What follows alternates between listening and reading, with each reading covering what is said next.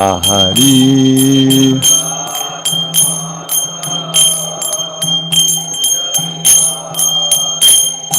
Kopijana Bharata Grivaradari.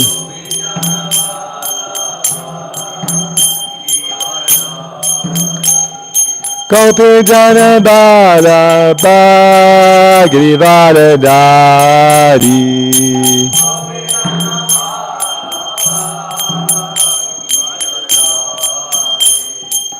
Yashodanandan Brajajana Ranjana. Yashodanandana Brajajana Ranjana. Tamuna Tira Ranachari. Tamuna Tira Ranachari. Taradara Madhava Kendabhari.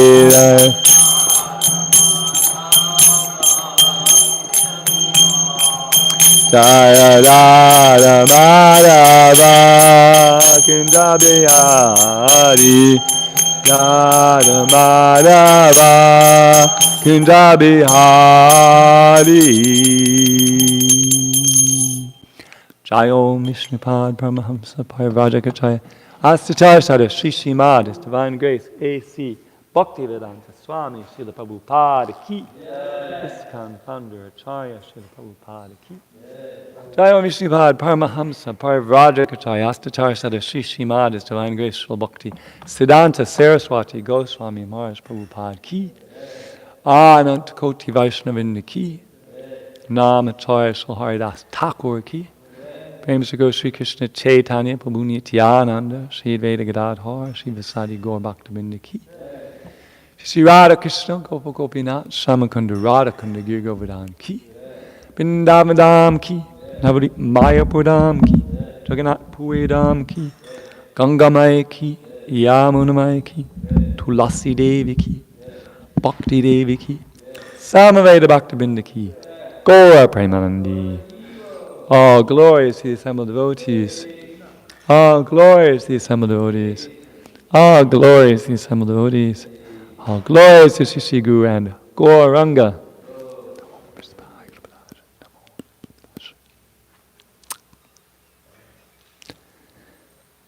So we're reading from the Srimad Bhāgavatam, the third canto, which is entitled The Status Quo. And we're on chapter 21, which is entitled Conversation between Manu and Kardama. Kardama being a sage and Manu being an administrator. And right now, we have Lord Vishnu speaking. We're in verse number 23. Om Namo Bhagavate Vasudevaya.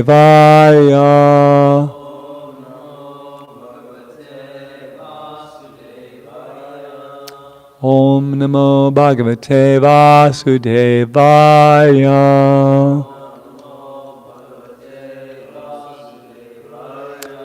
Om Namo Bhagavate Vasudevaya.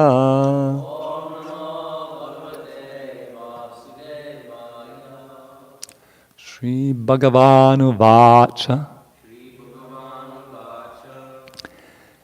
Viditva Tava Chaityam Me. Puraiva Samayojitat. Yadartam Atmaniyamais. Tvayayvaham Samarchita. Shri Bhagavan Vacha. Viditva Tava Chaityam Me.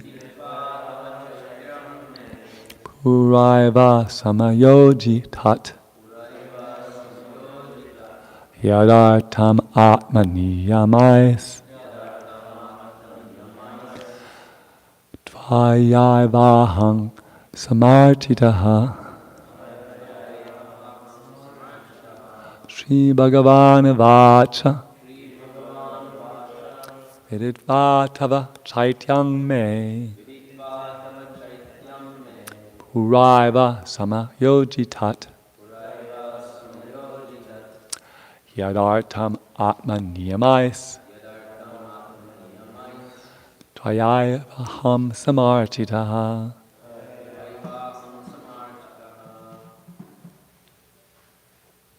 Please chant. Shri Bhagavan Vacha Viditva Chaityam Me Puraiva Samayojitat Yadartam Atmaniyamais Tvayavaham samartitaha. Shri Bhagavan Vacha Viditva Chaityam Me Puraiva Samayojitat Atmaniyamais Tvayavaham samartitaha.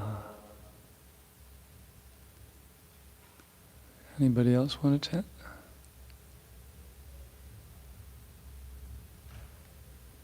Prabhupada would have up to 10 people chant, so we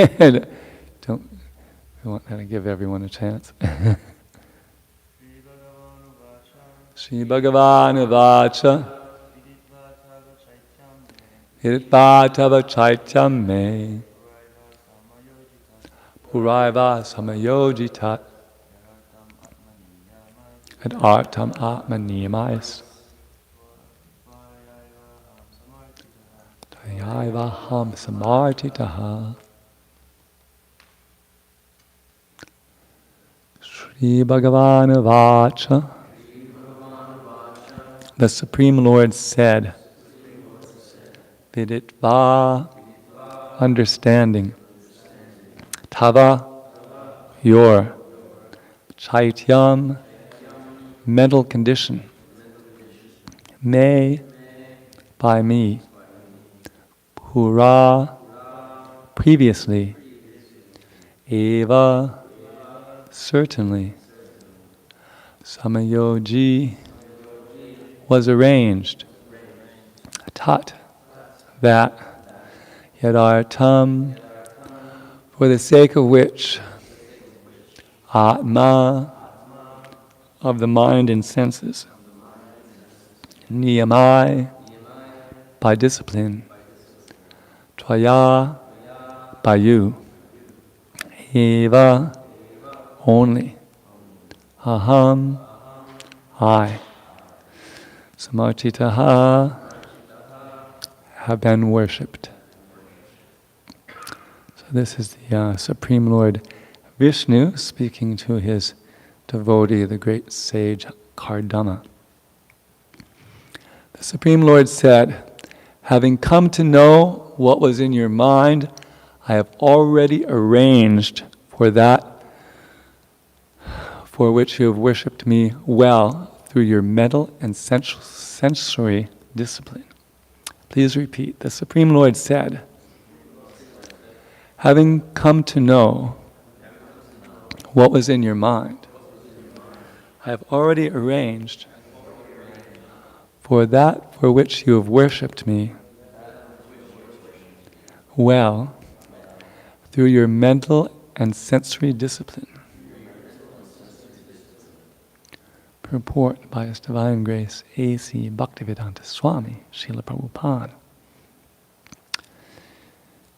The Supreme Personality of Godhead in His Paramatma feature is situated in everyone's heart.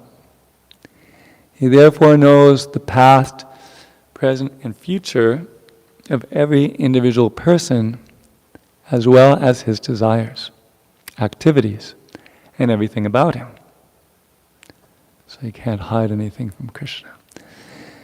It is stated in Bhagavad Gita that he is seated in the heart as a witness.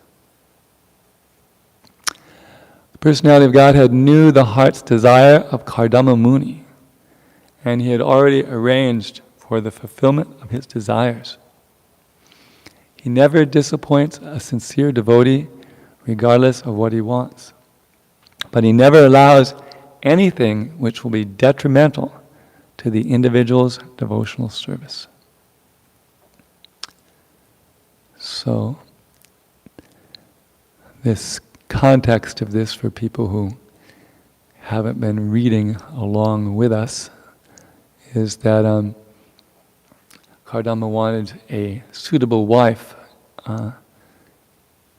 Even though he performed so many penances, he could have attained the spiritual kingdom. After all, he got the association of Lord Vishnu, which is very amazing. Suppose if you chant your 16 rounds very nicely and follow the 4 regular principles very nicely, and all of a sudden Lord Vishnu appears, that would be a pretty amazing thing. I mean, he appears as the deity, but just to have him show up in front of you, that would be... So in theory, you could have asked him for liberation, but he didn't, as was mentioned by Maharaj yesterday. Everyone's not qualified for liberation. And he felt he had this real desire that really needed to be fulfilled. So he was hoping Vishnu would fulfill it. And he's learning here that he won't be disappointed. So I wanted to go through the purport line by line and talk about some of the points. A lot of it's very well established in the Bhagavad Gita. The first line is, the Supreme Personality of Godhead in his Paramatma feature is situated in everyone's heart. So there are a couple of very famous verses about that. Savashicha amriti sani vistoma tasmitra jnanam aponam cha vedaischa savaram eva vedo vedanta krit vedavet eva cham. So this is a very important verse because it ties together 3 very important things. 1, the personality of Godhead, Krishna, who's speaking the Bhagavad Gita, and 2, the Paramatma, who's seated in everyone's heart, and the body of Vedic knowledge, which is how we actually learn the truth about the personality of Godhead. So, I am seated in everyone's heart. From me come remembrance, knowledge, and forgetfulness. By all the Vedas I am to be known. I am the knower of the Vedas and the compiler of Vedanta.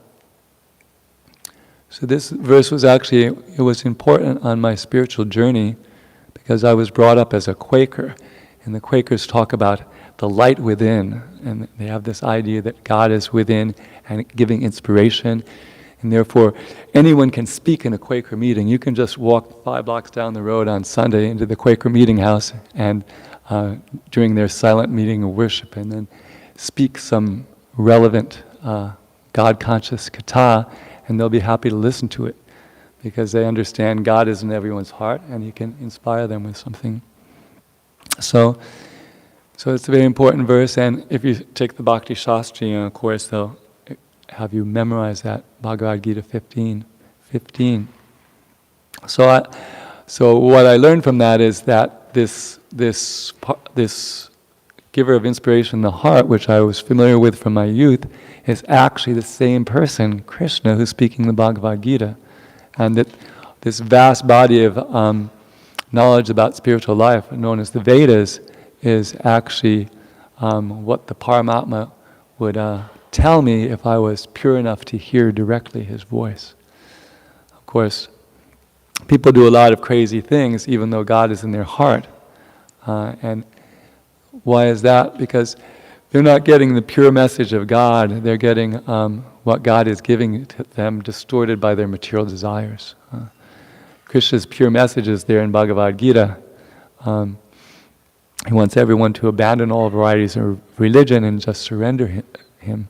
Sometimes you meet some Indian man and he'll say that he will surrender to Krishna when Krishna, wills it, But Krishna willed it 5,000 years ago. It's a matter of us to take it seriously. So the other big verse that talks about the Paramatma, which Prabhupada would quote from time to time is in the 18th chapter, which is a summary of the whole text, 1861. Ishvara sarvabhutanam hrideshe arjuna tishtati brahmayan sarvabhutani yantra rudani mayaya. I'm seated in everyone's heart, O Arjuna. All living beings are directing the wandering of all living beings who are seated as if on a machine of the material energy. So, then the next point Prabhupada makes is, therefore he knows the past, present, and future of every individual person, as well as his desires, activities, and everything about him. So there's a very famous verse that talks about that feature of Krishna, 7:26. Vedaham samatitani vardamanani charjana bhavishyami chabhutani namam veda tu kashchana. I know everything that's happened in the past. I know everything that's happening at present. I know everything that will happen in the future. I know all living beings, but me, no one knows. And then the next point Prabhupada makes is, it is stated in Bhagavad Gita that he is situated in the heart as a witness. So, does anybody know one of the at least two verses where Krishna says he's a witness in the heart? Anybody pass the Bhakti Shastri course here?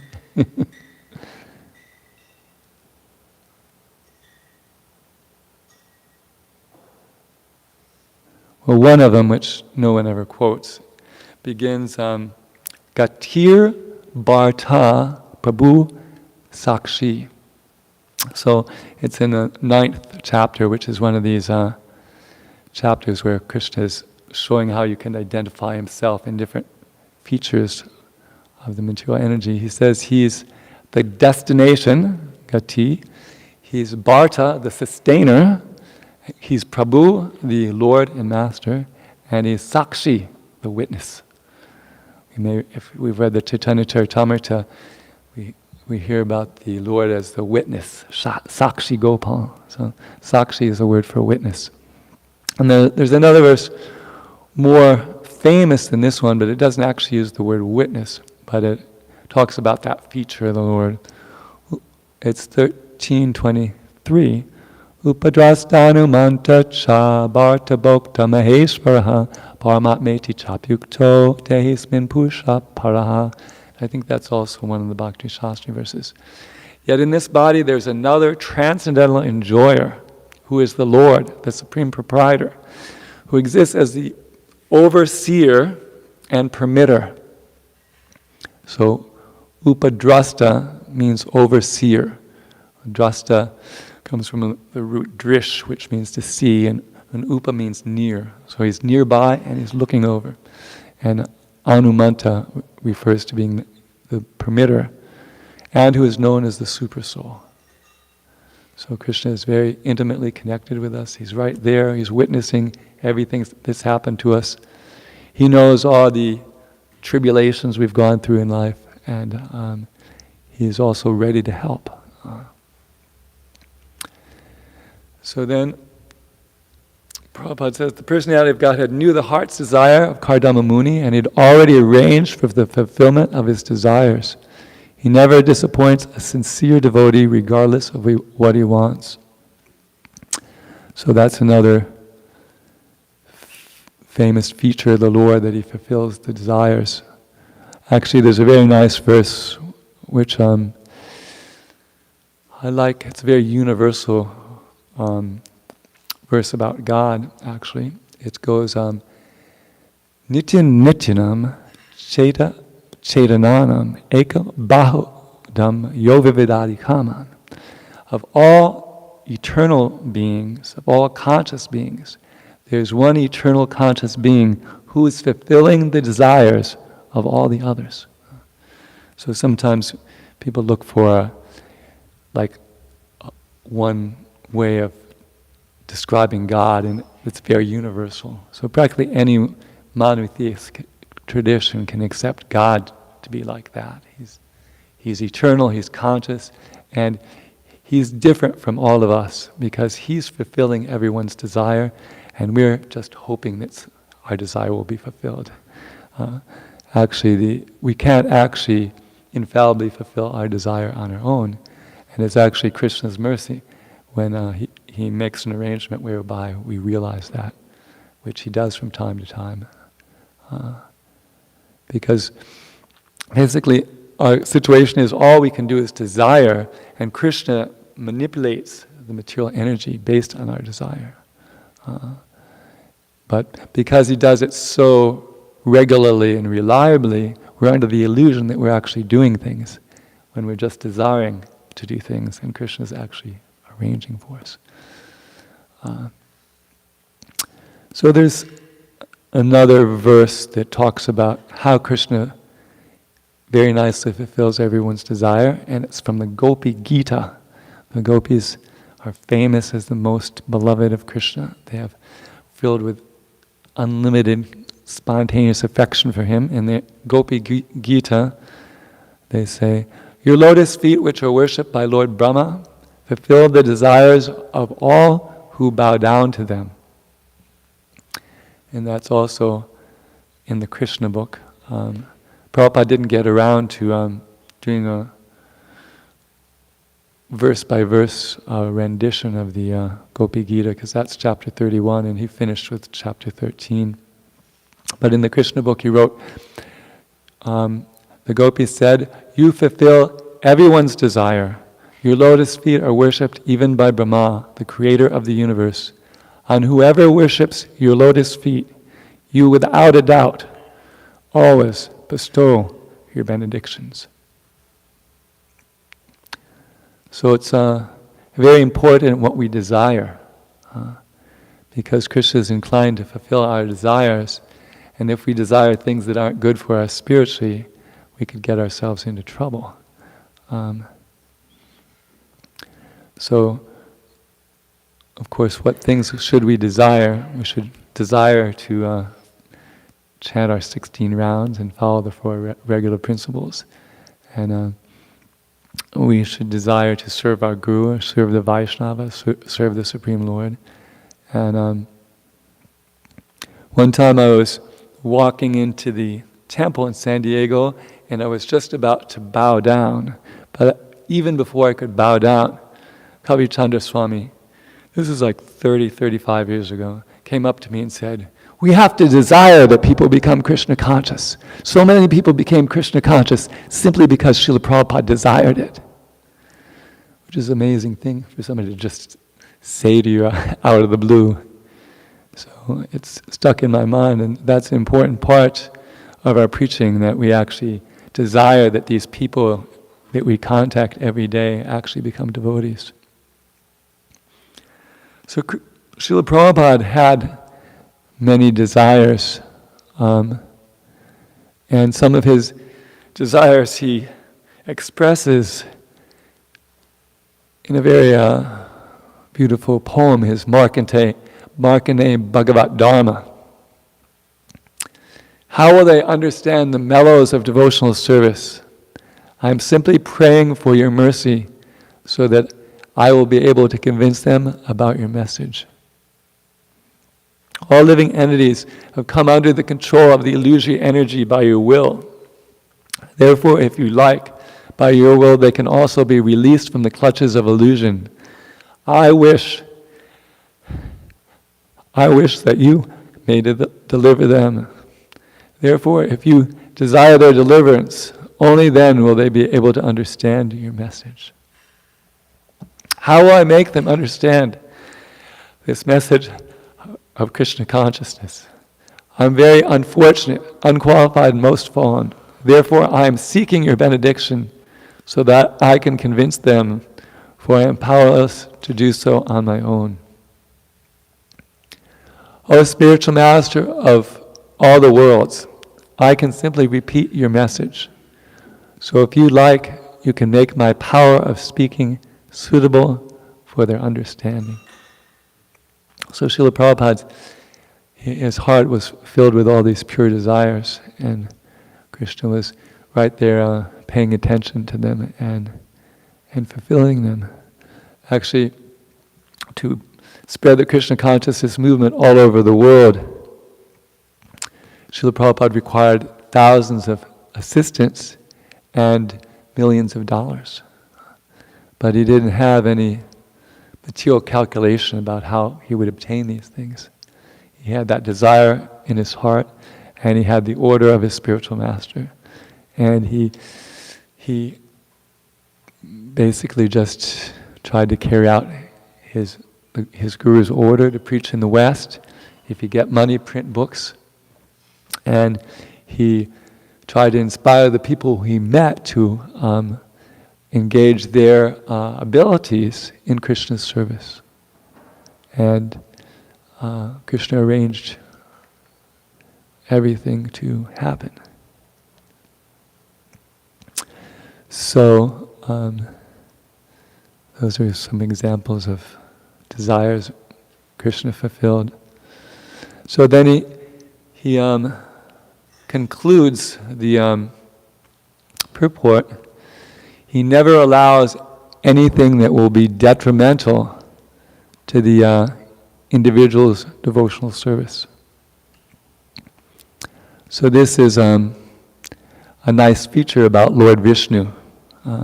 Some of the other givers of benedictions aren't so restrictive that they only give good benedictions. We hear of the case of Lord Brahma being worshipped by Hiranyakashipu with the desire to take over the whole universe and kick the demigods out of heaven and take control of everything and cause all kinds of difficulty. But Brahma gave him the potency by which he could cause so much trouble. And then there's the amazing case in I think it's the 88th chapter of the Krishna book, the case of this devotee of Lord Shiva named Vrikasura. So Vrikasura, he didn't follow the regular principles of worshipping Lord Shiva. He concocted his own method of chopping flesh off of his body and putting it into a fire. And he heard from Narada that Shiva was the most quickly pleased of all the deities, but he didn't seem to be coming as quick as he wanted. So he decided that he would cut off his head and put it in the fire, and that did motivate Lord Shiva out of compassion. And then he asked for this benediction that whose ever head he touched, it would explode. So that is not a proper benediction to ask. But Lord Shiva had promised he would give him a benediction, so he had to give him the benediction. I think in the case of Lord Brahma, that Lord Nrsingadev advised Brahma not to give such benedictions to people like Hiranyakashipu in the future. And so of course that was so then the Vrikasura wanted to test out his benediction on Lord Shiva himself, which was not a very real manifestation of gratitude. So then Lord Shiva started running away, and Vrikasura started to chase him. And he kept chasing him, and then Lord Vishnu felt sorry for him, and stopped Vrikasura. Hey, what are you chasing after Lord Shiva for? You're putting yourself into unnecessary difficulty. Sit down, relax, take a break, tell me what's on your mind. And so he explained the situation. Then he bewildered Vrikasura by saying, this Shiva, he hangs out with Habla Gabla and stays in the crematorium. You really think his benediction will work? I bet if you touch your own head, you'll find that this benediction is bogus, and then you can chastise Lord Shiva. So he touched his head, and psh, it exploded. And Lord Vishnu disguised as a brahmachari saved Shiva from Vrikasura. So Vishnu, however, he doesn't give benedictions that will be detrimental to one's advancement. And we heard yesterday about the story about Chandrasekhar Swami had this burning desire to visit Disneyland as a kid, and how the Lord fulfilled it when he was too old to appreciate it. So, in my case, I had this desire from my youth. I really wanted to have a girlfriend. I thought that would be the ultimate perfection in life. Somehow there's girls that I liked who didn't like me, and girls who liked me that I didn't like, but I never found this. So after I was in San Diego, after being a brahmacharya for 10 years, and I had to make a suite for the deities because they had too few people who were cooks and pujaris. So all the pujaya work I learned and all the cooking I learned in San Diego. So I was making this suite for the deities, but it was cutting into my service for Sadhuputta. So I told the temple president that I didn't want to do it anymore. So he decided I could train up somebody to do it for me. And it was a brahmacharini. And I thought, as I was preparing to make this suite, this would only happen in California. So I ended up teaching this girl how to make this suite, and it turned into a mutual infatuation case. Krishna remembered this old desire I had, which was really no longer relevant to my life, and which actually can't be fulfilled in Krishna consciousness. You can't have girlfriends in Krishna consciousness unless you're Krishna or Balaram. So Krishna fulfilled it by giving me a fiancé who broke up with me, which is the best he could do.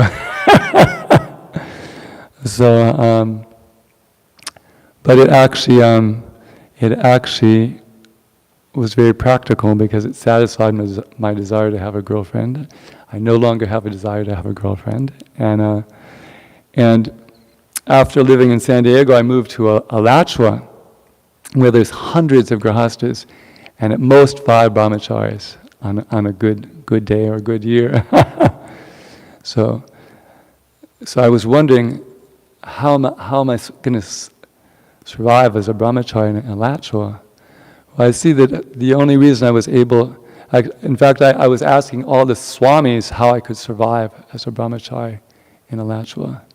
And Bhakti Purusha Swami said to me, well, we should be asking you how you can survive as a brahmachari. So, because I was inoculated by my experience in in San Diego. I saw the trailer to the movie and decided I didn't want to see the movie. So I have experienced that Krishna, he handles your material desires in such a way that you become free from them, and they no longer are obstacles. Once I was I think it was in Radhadesh, and the Kadamba Khan Swami was giving a class, and he was saying that everyone has this idea that somewhere in the material world there exists a member of the opposite sex, and if I contact that person, my life will be completely successful. He said, I'm here to destroy that illusion once and for all, so we can go on to make progress. So that was his realization about unnecessary desires. So those are a few things I thought that are relevant to this verse. Does anybody have any questions, comments, or realizations about Krishna fulfilling desires in the heart in ways that are not detrimental to one's devotional service? Yes, sir.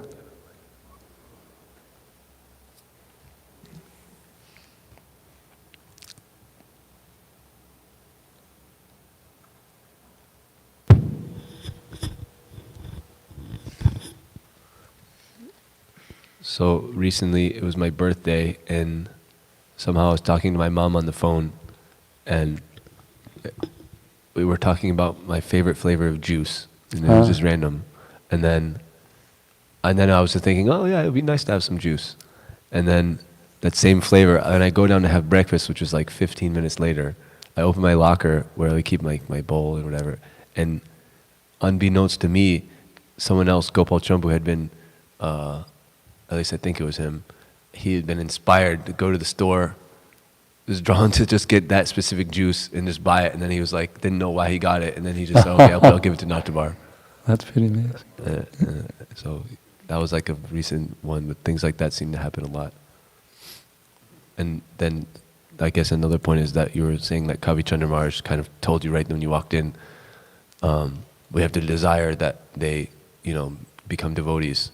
And so I was just noticing that when you see more like serious or senior devotees, when they're like doing kirtan, then it seems to change the atmosphere. More books go out, more people like stop and get interested, where it's not so exactly related to like the musicality of it. There's something beyond that. So it's true. I distribute more on chantings when Ram Roy leads the kirtan.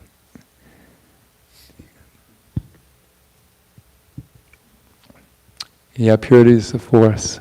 So the more our desires can be aligned with the desires of the previous acharyas, the more powerful it is. And so we can always, like, we have certain people coming to the Tuesday program, so we can pray to them that they pray for them that they make advancement in Krishna consciousness and assist them in any way. Like sometimes on a good day when I do kirtan in public, I pray to the Supreme Lord that I might chant His pure holy name, so that those who hear it get the supreme benefit. And we can all, when we're on Harinam, we can pray like that. Please let me chant the pure name. Please let me. I remember one time I was at the 26th 2nd Avenue, and my kirtans, I'm not a very ecstatic kirtan leader. Actually, giving Bhāgavatam class is more ecstatic for me than leading kirtan. But I happened to, before I sang the first kirtan, I decided I'm going to pray to Srila Prabhupada that I chant that name that he brought on that boat all the way from India, and he chanted in this very room back in 1966, and then that kirtan I led there was like special, I could see, this is like special, and I always think about that being a special place, and also chanting at that tree being special. Like the first time I ever chanted at that tree, after 20 minutes, a guy who was on the about 20 feet away on the bench came up to me and said, "Thank you for cleaning the air by your singing." So like whoever says that, right? Who knows that how about the cleansing power of the holy name, except the devotees who know that verse, Cheto Darpana Marjanam. We know the cleansing effect of the Sankirtan, but how is just some 50-year-old guy reading a book on the bench in New York? How does he know about that? So we can take shelter of the holy places for inspiration.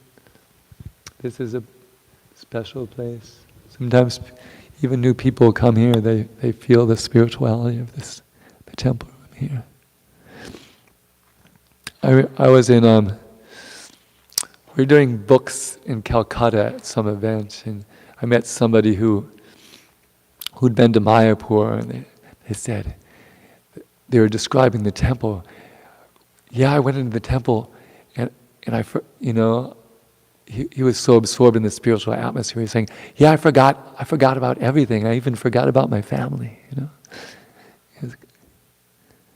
It's like people are. When took the Bhakti Shastri in Mayapur. The Kadambakana Swami was one of my Bhakti Shastri teachers. And he said, now that you've come to Mayapur for the Bhakti Shastri, you probably realize that Mayapur is your real home. And I'd actually been thinking like that, that Mayapur is my home. So the Holy Dham is a place where we can connect with the spiritual energy, the deity, the holy name, the revealed literature, the pure devotees. They're all manifestations of the divine energy. And our goal is to remain under the shelter of the divine energy all the time. Sometimes when I try to sell the Bhagavad Gita, which I don't do so well at, but I say that if you follow this instructions in the Bhagavad Gita, you can be under the shelter of the spiritual energy, which you can. And so at any rate, the main thing about this verse is that the Lord fulfills our desires, so it's very important we're careful about what we desire. And really all we have to do is actually desire, because as I said before, Krishna's moving the material energy in response to our desire. So it's a secret of success in devotional service is to maintain the desire to do the right thing, even if we can't, due to our conditioning, always do the right thing. All we have to really do is maintain the desire to do the right thing. Like we're talking about the 10 offenses in the morning, we really just have to desire not to commit the 10 offenses. And sometimes we may be successful and sometimes we may not. But we just have to maintain a desire not to commit the offenses, to chant offenseless tapa. And then someday Krishna, who's in our heart, will fulfill our desire to chant offenseless tapa. And we're a little inspired because we heard that even after 30 years that Chandrasekhar Swami just made a recent advance. And the last 3 months have been really good. I remember Satsuri Maharaj wrote this book, Tapa Reform Notebook, and in the 80s, and he talks about how his mind is wandering all over the place. But then if you read his online journal from over the last 10 years, you'll have a japa report and he'll say, no outside thoughts. So that's pretty good, no outside thoughts. Actually, when I chant japa every day, I pray, my desire is to awaken my dormant love for you as soon as possible, at least in this very life. To attain this end, I want to hear every syllable of your holy name. During my japa session, I don't want to think about any other thing except these two things. Please help me. Thank you. But I'm far from being in that state of only thinking of those two things when I chant japa. But it's good to have a positive affirmation as we were being reminded. Does anybody have any questions or comments about desires in Krishna consciousness being fulfilled by Lord Vishnu? I guess it's your turn because he already asked one, right? It's good to alternate. It's his birthday, so he gets an extra question. It's your birthday. I'll take it. So you said if you maintain the desire, even if you fail, then you're still kind of okay because he'll fulfill that and you'll get over the hump. Ultimately, Krishna fulfills the desires of all living beings. So it's very important that we maintain the desire to do the right things. Yeah, and the worst odds are that when you intentionally do the wrong thing, And then the ultimate, if you intentionally do the wrong thing because you want to displease the Lord or His devotees, that's the worst aparat. But if you accidentally do the wrong thing because you've been conditioned for millions of lifetimes to do the wrong thing, it's not such a bad thing. But it's good to feel remorse. Actually, there's a very nice verse in the Bhāgavatam, which I'll read. I never memorized the Bhāgavatam, unfortunately. But I did memorize the number. 11, 20, 27 to 28. This is Lord Krishna speaking to his beloved friend Uddhava in the Uddhava Gita, having awakened faith in the narration of my glories. Being disgusted with all material activities, knowing that all sense gratification leads to misery, but still being unable to renounce all sense enjoyment. My devotees should remain happy and worship me with great faith and conviction. Even though he is sometimes engaged in sense enjoyment, my devotee knows that all sense gratification leads to a miserable result, and he sincerely repents such activities. So that's sort of a recipe for many of us who know that all sense gratification leads to misery, but are still unable to renounce all sense enjoyment. I remember one time, we're not supposed to eat too much or too little. So one time I went to a pizza party, and I used to limit myself to 5 pieces of pizza. But this time I decided, why should I be artificial? Why should I just limit myself to 5 pieces of pizza? Why don't I just have as much pizza as I want? So I had 8 pieces of pizza. And then the whole next morning while I was chanting japa, I had this incredible stomachache. And I actually sincerely repented. And I've never had 8 pieces of pizza. I think I slipped and I had 6 once, but never 8.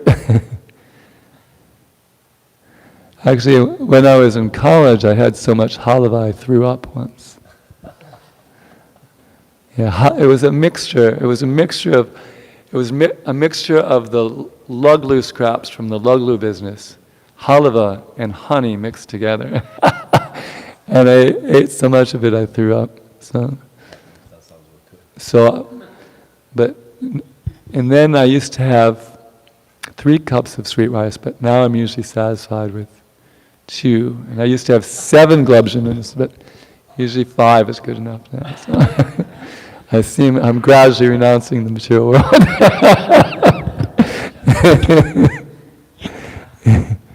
So there's still hope if you're addicted to 3 cups of sweet rice or 7 globulins. No, you had something.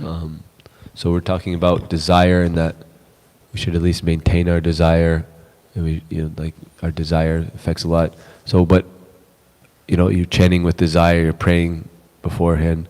But what if we don't have a desire? And I guess a secondary kind of related. How do you cultivate desire? Because it seems like it's not.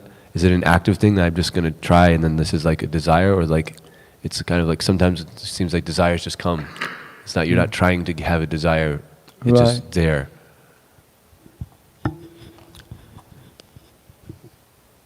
Well, we have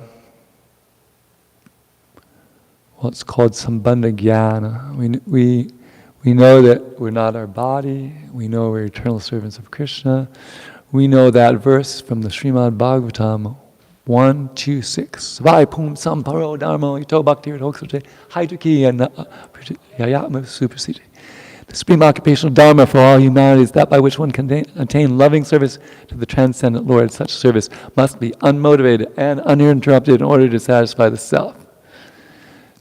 And we know we're not satisfied. So we're not satisfied because our devotional service is either motivated or interrupted. So we have to look within and see whether our devotional service is interrupted or whether it's motivated. And if it's interrupted, then we have to get rid of the interruptions. And if it's motivated, we have to get rid of the motivations.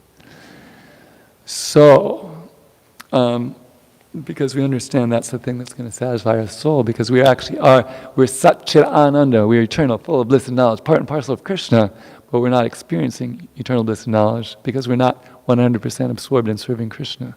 Therefore, we're not experiencing the bliss of Krishna's association at every moment, although we're constitutionally able to. So, based on our knowledge of the Siddhanta, we try to desire things that move us in the direction of this pure devotional service, unmotivated, not interrupted. So I have this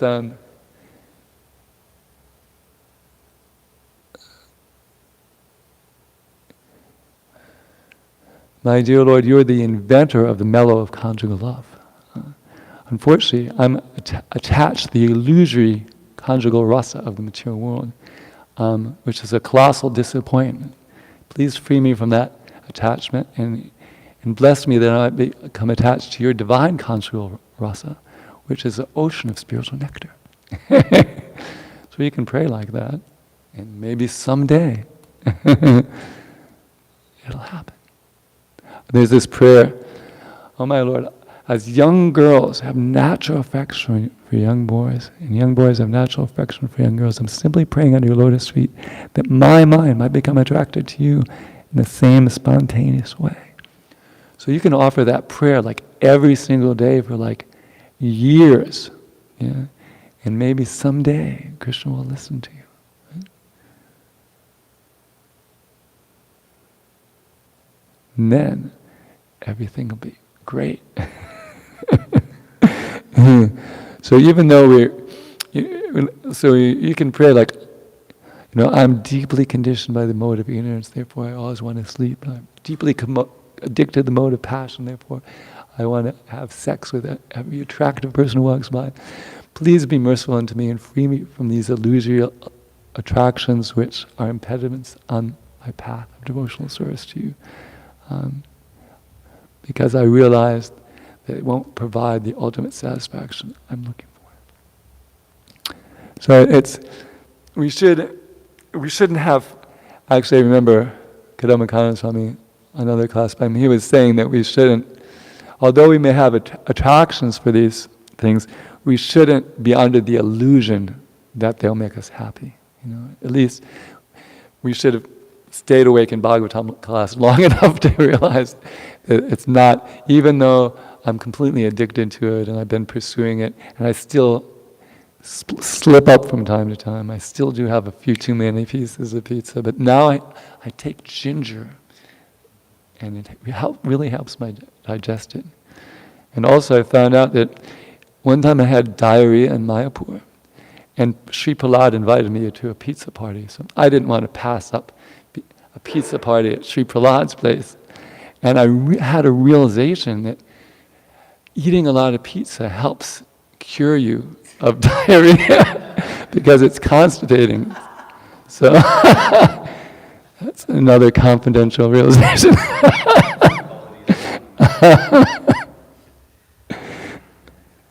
So, because we've been enchanted with material sense gratification since not just this life, but many, many births. It's natural we be attracted to things.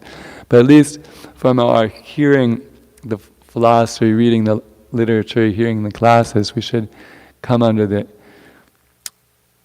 understanding that these things won't make us ultimately happy. And we can see, basically, as it's described, actually there's a beautiful verse.